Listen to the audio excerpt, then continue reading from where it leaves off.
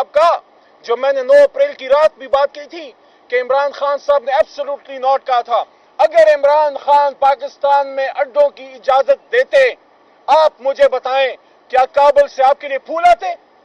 کیا وہاں سے آپ کے لیے پھولوں کے گلدستے آتے؟ تو اگر عمران خان نے امریکہ کو ایبسولوٹلی ناٹ کہا تھا تو میں نے ہمیشہ یہ بات کی ہے کہ عمران خان صاحب کا امریکہ سے کوئی بنی گایا کی زمین پہ مقابلہ نہیں تھا، مخاصمت نہیں تھی.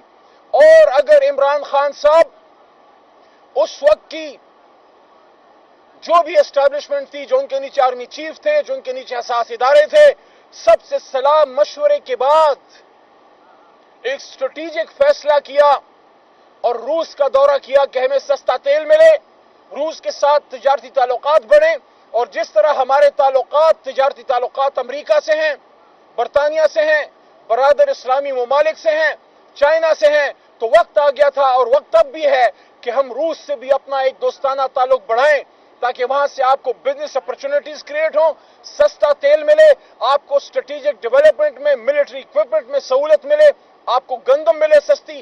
اگر عمران خان، آپ مجھے بتائیں، میں پاکستانی قوم سے پوچھ رہا ہوں، اگر روس سے سستا تیل لا پاتے اس وقت تو کیا انہوں نے میاں والی میں کوئی پیٹرول پمپ لگانا تھا؟ اس پیٹرول سے کیا انہوں نے اپنے کسی بھانجے بتیجے کو پیٹرول کا ٹھیکہ دینا تھا؟ نہیں، انہوں نے پاکستان کے لیے سستے تیل کا سودا کرنے جا رہے تھے تاکہ یہاں قیمتیں کم ہو، مہنگائی میں کنٹرول ہو.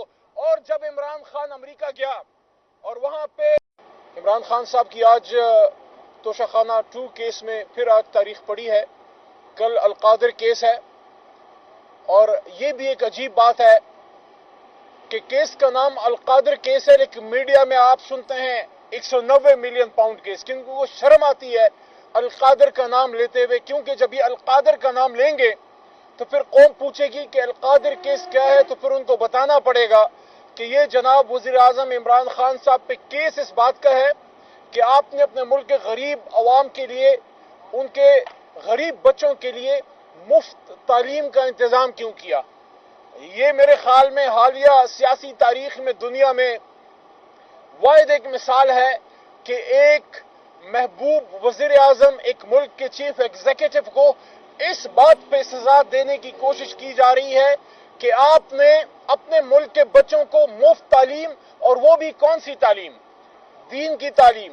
حضور صلی اللہ علیہ وآلہ وسلم، صحابہ کرام رضی اللہ عنہم اجمعین اور اہل بیت اور اسلامی تاریخ، ہمارے زعماء، ہمارے علماء اور اسلامی تاریخ کے سلف سالفین کے بارے میں اور ہماری جو درخشندہ تاریخ تھی اس کے بارے میں ہمارے بچوں کو آگاہ کرنے کے لیے، صوفیزم سکھانے کے لیے، دین سکھانے کے لیے. اور صوفیزم کیا ہے؟ محبت ہے، پیس ہے، امن ہے.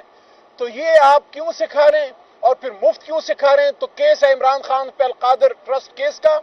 اور جہاں ٹرسٹ کا نام آتا ہے تو ٹرسٹ کا مطلب ہی یہ ہے کہ جب ایک ٹرسٹ بنتا ہے تو آپ کا اس سے بینیفیشل اکاؤنٹ ختم ہو جاتا ہے، آپ کا اس سے مفاد ختم ہو جاتا ہے. تو جب آپ نے سزا دینی ہوتی ہے تو پھر کسی شخص کو آپ مفت تعلیم دینے پہ بھی پکڑ سکتے ہیں. اور ہم اس کا کیا گلہ کریں؟ یہاں عمران خان صاحب کی آج توشہ خانہ 2 کیس میں پھر آج تاریخ پڑی ہے، کل القادر کیس ہے. اور یہ بھی ایک عجیب بات ہے کہ کیس کا نام القادر کیس ہے لیکن میڈیا میں آپ سنتے ہیں 190 ملین پاؤنڈ کیس، کیونکہ وہ شرم آتی ہے القادر کا نام لیتے ہوئے، کیونکہ جب یہ القادر کا نام لیں گے تو پھر قوم پوچھے گی کہ القادر کیس کیا ہے، تو پھر ان کو بتانا پڑے گا کہ یہ جناب وزیر اعظم عمران خان صاحب پہ کیس اس بات کا ہے کہ آپ نے اپنے ملک کے غریب عوام کے لیے، ان کے غریب بچوں کے لیے مفت تعلیم کا انتظام کیوں کیا. یہ میرے خیال میں حالیہ سیاسی تاریخ میں دنیا میں واحد ایک مثال ہے کہ ایک محبوب وزیر اعظم ایک ملک کے چیف ایگزیکٹو کو اس بات پہ سزا دینے کی کوشش کی جا رہی ہے کہ آپ نے اپنے ملک کے بچوں کو مفت تعلیم، اور وہ بھی کون سی تعلیم؟ دین کی تعلیم. حضور صلی اللہ علیہ وآلہ وسلم، صحابہ کرام رضی اللہ عنہم اجمعین اور اہل بیت اور اسلامی تاریخ، ہمارے زعماء، ہمارے علماء اور اسلامی تاریخ کے سلف سالفین کے بارے میں اور ہماری جو درخشندہ تاریخ تھی، اس کے بارے میں ہمارے بچوں کو آگاہ کرنے کے لیے، صوفیزم سکھانے کے لیے، دین سکھانے کے لیے. اور صوفیزم کیا ہے؟ محبت ہے، پیس ہے، امن ہے. تو یہ آپ کیوں سکھا رہے ہیں؟ اور پھر مفت کیوں سکھا رہے ہیں؟ تو کیس ہے عمران خان پہ القادر ٹرسٹ کیس کا. اور جہاں ٹرسٹ کا نام آتا ہے تو ٹرسٹ کا مطلب یہ ہے کہ جب ایک ٹرسٹ بنتا ہے تو آپ کا اس سے بینیفیشل اکاؤنٹ ختم ہو جاتا ہے، آپ کا اس سے مفاد ختم ہو جاتا ہے. تو جب آپ نے سزا دینی ہوتی ہے تو پھر کسی شخص کو آپ مفت تعلیم دینے پہ بھی پکڑ سکتے ہیں، اور ہم اس کا کیا گلہ کریں یہاں ہو.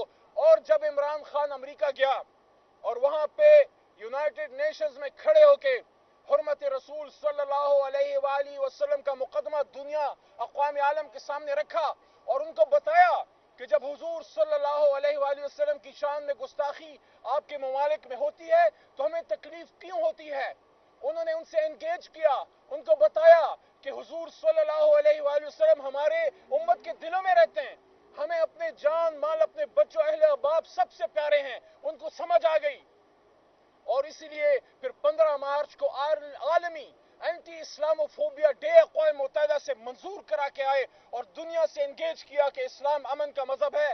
اور وہاں پہ کھڑے ہو کے حرمت کی بات کی، صلی اللہ علیہ وسلم کی، اور ختم نبوت کی بات کی، اور فلسطین کی بات کی، اور اسرائیل کے خلاف مضبوط سٹینڈ لیا. بلکہ ایک موقع تو ایسا بھی آیا کہ اسرائیل کا وزیر اعظم ایک پروگرام میں انٹر ہوتا ہے، پوری دنیا کی لیڈرشپ اس کے لیے کھڑی ہوتی ہے. ایک مرد بحران، ایک وقت کا ملنگ زمین پہ اپنی کرسی پہ بیٹھا رہتا ہے، وہ وقت کے فرعون کے لیے کھڑا ہونا بھی اپنی توہین سمجھتا ہے. ایک عمران خان تھا جو بنجامن نیتن یاہو کے لیے کھڑا ہونا اپنی توہین سمجھتا تھا. یہ اس کو ان چیزوں کی سزا ملی ہے. میں نے پچھلے ہفتے دی گئی، اس کی حکومت ختم کی گئی کہ اس نے اپنے ملک کا سودا کیوں نہیں کیا. یہ ملک کا سودا ہی تھا نا. اگر پاکستان جو پچھلے 40 سال سے دہشت گردی کی آگ میں جل رہا تھا اور جل رہا ہے، عمران خان صاحب کا ریکارڈ ہے کہ اس کے دور میں ایک ڈرون اٹیک عمران خان نے نہیں ہونے دیا. دہشت گردی پہ کنٹرول پایا اور اللہ کے کرم سے حکومت پاکستان کا، عمران خان صاحب کا اس میں بنیادی کلیدی کردار. پاکستان میں ایک پرامن انتقال اقتدار ہوا اور امریکہ بہادر کو وہاں سے نکلنے میں ایک پرامن انخلا میں بنیادی کردار ادا کیا.